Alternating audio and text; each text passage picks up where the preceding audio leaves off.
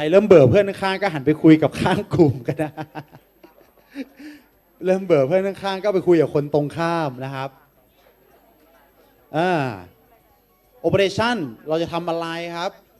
เราบอกว่าของเราฉับไวรวดเร็วเราจะทำอะไรfinancial เราเงินเราเราจะต้องหาเงินเท่านี้เราจะหาจากไหนยังไงบริหารเงินยังไง marketing เราจะหาลูกค้าเราเนี่ยเราจะทำยังไงเราจะหาตลาดยังไงนะครับให้คุยกันก่อน account บัญชีเราเราทำบัญชีเองเราจะจ้างหรือเราจะไม่ทำบัญชี5ด้านนี้สำคัญนะส่วนตัวของนี้แชร์เนาะ5เรื่องนี้สำคัญมากครับไม่ว่าเราจะทำงานอย่างที่อาจารย์บอกไม่ว่าเดี๋ยวเราจะต้องไปเป็นพนักงานบริษัทเป็นราชการรับราชการหรือเป็นอาจารย์หรือทำธุรกิจตัวเองล้วนเกี่ยวข้องกับ5เรื่องนี้ทั้งนั้นครับนะครับโอเคครับอาจารย์ไปต่อนะครับเราเห็นแล้วครบเครื่องเรื่องการบริหารงานเชิงกลยุทธ์ครบเครื่อง5ด้านนะครับการกำหนดเป้าหมายนะครับว่าเริ่มต้นเราต้องมีเป้าหมายวันนี้คือสิ่งสำคัญธุรกิจต้องมีเป้าหมายดำเนินชีวิตต้องมีเป้าหมายมีครอบครัวต้องมีเป้าหมายของครอบครัวทุกอย่างเริ่มต้นที่เป้าหมายครับในเชิงธุรกิจเป้าหมายในเชิงธุรกิจมีอะไรบ้างนะครับรูปแบบของเป้าหมายประเภทต่างๆเป้าหมายที่มีความชัดเจนสมาร์ทโกนะสมาร์ทโกก็คือว่าเป้าหมายที่เรารู้ว่าเราจะทำอะไรเรารู้ว่าเราจะต้องเป้าหมายนี้ต้องบรรลุเมื่อไหร่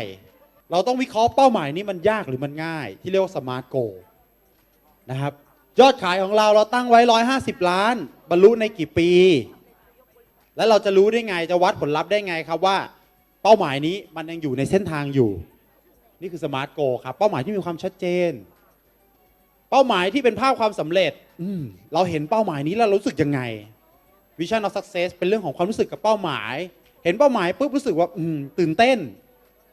เห็นภาพตัวเองตอนบรรลุเป้าหมายนั้นแล้วนะครับเป้าหมายยอดขายเชิงการแข่งขันครับเซลล์ทาร์เก็ตเซลล์ทาร์เก็ตเรา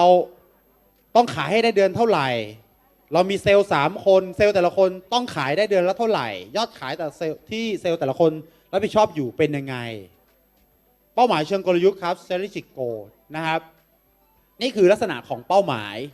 นะครับที่เดี๋ยวเราทำธุรกิจเราจะต้องกำหนดโอเคเป้าหมายของเราเป้าหมายที่เราเขียนเมื่อวานนะครับเป้าหมายเรื่องตัวเลขนะฮะตัวนี้มันชัดเจนพอหรือยังเราเห็นภาพของมันเป็นยังไงนะครับเทรนนิ่งมีเป้าหมายคือ2 ปีแรกคืนทุนปี3เน้นกำไรสูงสุดโอเคกำไรสูงสุดเราจะรู้ได้ไงคือกำไรสูงสุดสมมุติถ้าทำให้เห็นเป็นตัวเลขเราเห็นเป็นตัวเลขได้คร่าวๆได้คิดว่าเป็นไงฮะโอเคเยี่ยมเลยสมมุติถ้าต้องกำหนดเป็นตัวเลขพอประเมินได้ไหมประมาณได้ไหมโอเคนะครับเดี๋ยวเราจะต้องกำหนดเป็นตัวเลขประมาณการยอดขายปีแรกคิดว่าจะขายได้เท่าไหร่10 ล้านถูกไหมเดี๋ยวต้อง10 ล้านนะ10 ล้านแล้วแสดงว่าเดือนละประมาณเท่าไหร่เดือนละประมาณ1 ล้านกลมๆคร่าวๆถูกไหมเดือนละ1 ล้านเราต้องขายให้ได้เดือนละ1 ล้านเดือนแรกถ้าขายได้5 แสนเป็นไงฮะได้เป้าไหมไม่ได้เป้าเดือนที่2เราจะขาย1 ล้านเท่าเดิมได้ไหมไม่ได้เราต้องขายให้มากขึ้นนี่คือเป้าหมายที่ชัดเจนคือเราต้องรู้ว่าย่อยได้ถึงรายเดือนเพื่อที่เราจะได้วัดได้ครับว่าเดือนนี้เราขายได้ตามเป้าหรือไม่ขับรถไปเชียงใหม่ใช้เวลากี่ชั่วโมง3 ชั่วโมงสมมุติอาจารย์บอกว่า2 ชั่วโมง3 ชั่วโมง4 ชั่วโมง3 ชั่วโมงอาจารย์บอกว่าออกจากอุตรดิตถ์9 โมงตั้งเป้าจะไปถึงเชียงใหม่เที่ยง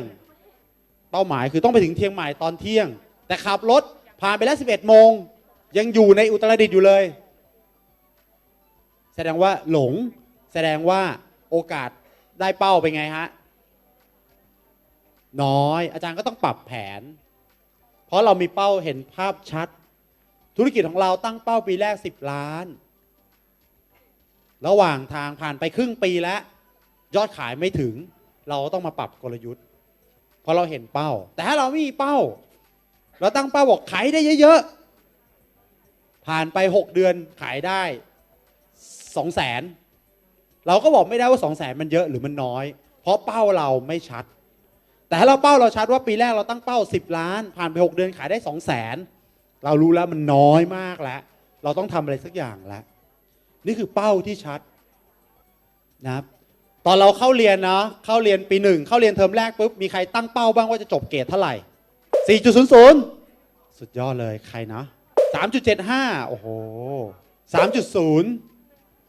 เห็นไหมถ้าเราไม่ตั้งเป้าเราบอกว่าเข้ามาเรียนเราแค่เราบอกว่าเราอยากเรียนให้จบเราก็จะเรียนแค่ให้จบแต่ถ้าเราตั้งเป้าว่าเราเข้ามาเรียนเราอยากจบที่เกียรตินิยมอันดับ2ถูกไหมฮะเราก็ต้องพยายามแต่ละเทอมต้องทำอะไรต้องอ่านหนังสืออะไรต้องปรับอะไรเพิ่มนี่คือความแตกต่างระหว่างเป้าที่ชัดเจนกับเป้าลอยๆอยากมีเงินแต่เราไม่ระบุว่าเราอยากมีเงินเท่าไหร่อยากหุ่นดีแต่เราไม่ได้บอกว่าหุ่นดีอ่ะมันเป็นยังไงดังนั้นครับเราตั้งเป้าหมายอะไรก็ตามเป้าหมายเราต้องชัดเจนต้องระบุได้นะครับนี่คือเป้าหมาย